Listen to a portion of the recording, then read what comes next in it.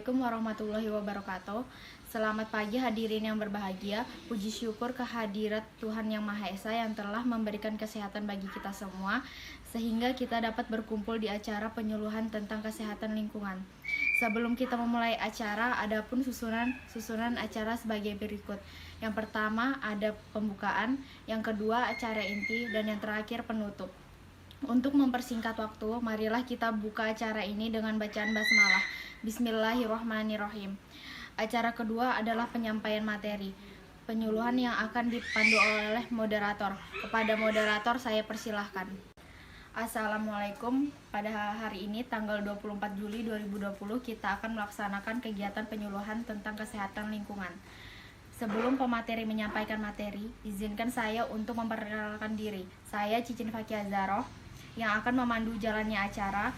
Adapun aturan-aturan acara kita pada pagi hari ini, pemateri akan menyampaikan materi terlebih dahulu dan setelahnya akan dibuka sesi tanya jawab.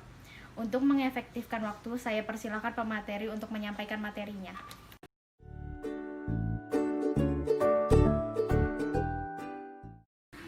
Apa itu kesehatan lingkungan? Menurut WHO, kesehatan lingkungan adalah sesuatu keseimbangan ekologi yang harus ada antara manusia dan lingkungan agar dapat menjamin keadaan sehat dari manusia. Dan sedangkan menurut Himpunan Ahli Kesehatan Lingkungan Indonesia, kesehatan lingkungan adalah suatu kondisi lingkungan yang mampu menopang keseimbangan ekologi yang dinamis antara manusia dan lingkungannya untuk mendukung tercapainya kualitas hidup manusia yang sehat dan bahagia. Yang kedua ada ruang lingkup kesehatan lingkungan. Yang pertama ada penyediaan air bersih dan pengendalian pencemaran air bersih serta pengolahan air limbah SPAL tertutup. 2. Pengolahan sampah dan pemberantasan vektor. Yang ketiga ada pencegahan dan pengawasan pencemaran tanah. Yang keempat ada sanitasi dan pengendalian pencemaran udara. Yang kelima ada pengendalian kemisingan perumahan dan pemukiman. Dan yang keenam ada tindakan pencegahan yang diperlukan untuk perlindungan lingkungan.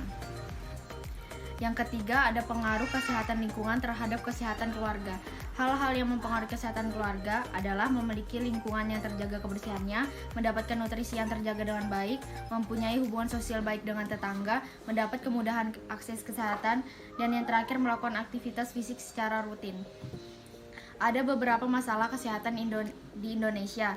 Yang pertama ada air bersih, pembuangan kotoran tinja, kesehatan pemukiman, dan yang terakhir pembuangan sampah. Yang pertama air bersih. Syarat-syarat kualitas air bersih diantaranya adalah sebagai berikut. Syarat fisik, syarat kimia, dan syarat mikrobiologis. Yang kedua ada pembuangan kotoran tinja. Metode tinja yang baik yaitu dengan jamban dengan syarat sebagai berikut. Yang pertama, tanah permukaan tidak boleh terjadi kontaminasi. Yang kedua, tidak boleh terjadi kontaminasi pada air tanah yang mungkin memasuki mata air atau sumur. Yang ketiga, tidak boleh terkontaminasi air permukaan. Yang keempat, tidak boleh terjangkau oleh lalat dan hewan lain. Yang ketiga, ada kesehatan pemukiman. Secara umum, rumah dikatakan sehat apabila memenuhi kriteria sebagai berikut. Yang pertama, ada memenuhi kebutuhan fisiologis. Yang kedua, ada memenuhi kebutuhan psikologis. Yang ketiga, memenuhi persyaratan pencegahan penularan penyakit antar penghuni rumah. Yang keempat, ada memenuhi persyaratan pencegahan terjadinya kecelakaan baik yang timbul karena keadaan luar maupun dalam rumah. Yang terakhir ada pembuangan sampah. Sampah dibagi menjadi dua, yaitu sampah organik dan anorganik.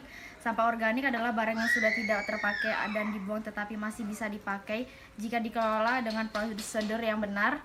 Yang sedangkan sampah anorganik adalah sampah yang dihasilkan dari bahan-bahan non-hayati berupa kaca, plastik, dan kaleng.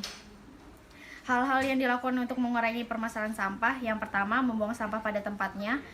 Memilah sampah sesuai dengan kategori. Yang ketiga ada pemakaian plastik atau pembelian barang berbahan hal. Ini disebabkan karena plastik diuraikan dan terbuat dari minyak bumi. Selain itu, proses pembuatan plastik menghasilkan polusi udara yang cukup tinggi.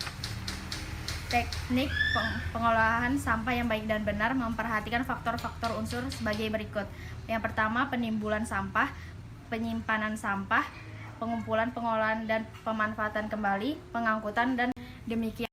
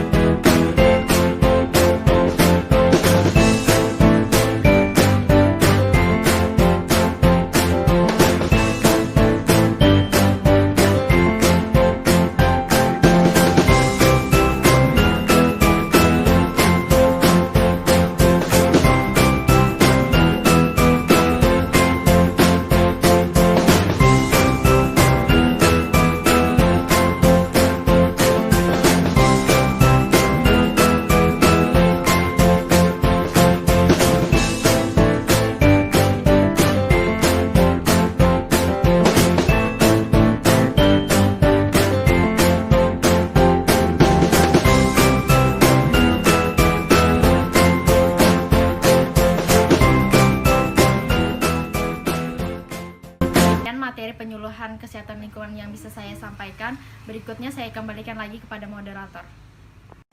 Baiklah, itulah materi yang telah disampaikan. Selanjutnya adalah sesi tanya jawab. Kepada hadirin yang ingin bertanya, saya persilahkan. Saya Cicin Fakia Zarong ingin bertanya, apa yang dimaksud memenuhi kebutuhan psikologis dan memenuhi kebutuhan fisiologis? Saya di sini ingin menjawab pertanyaan maksud dari memenuhi kebutuhan fisiologis dan memenuhi kebutuhan psikologis di bagian kesehatan pemukiman. Memenuhi kebutuhan fisiologis yaitu seperti pencahayaan, penghawaan, dan ruang gerak yang cukup terhindar dari kebisingan yang mengganggu. Yang kedua ada memenuhi kebutuhan psikologis yaitu seperti privasi yang cukup, komunikasi yang sehat antara anggota, keluarga, dan penghuni rumah. Dengan berakhirnya sesi tanya jawab ini, maka evaluasi tentang materi kesehatan lingkungan ini akan dibacakan oleh Cicin.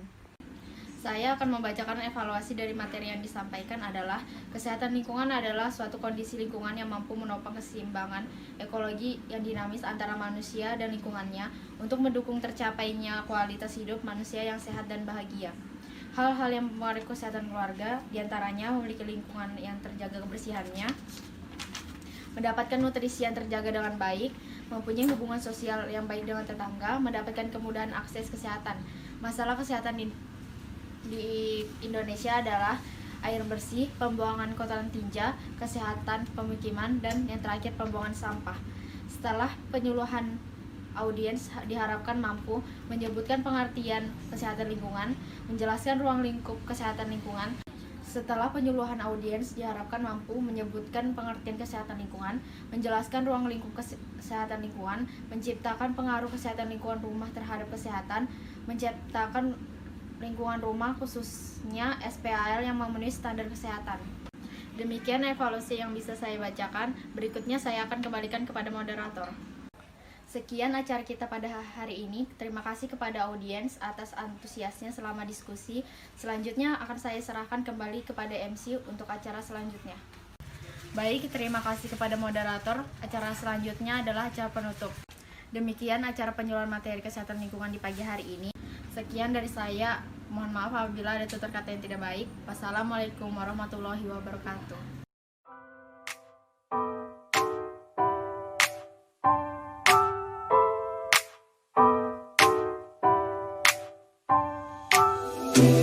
I gotta tell you something I could do. I could be running or I'm chasing you, but I won't.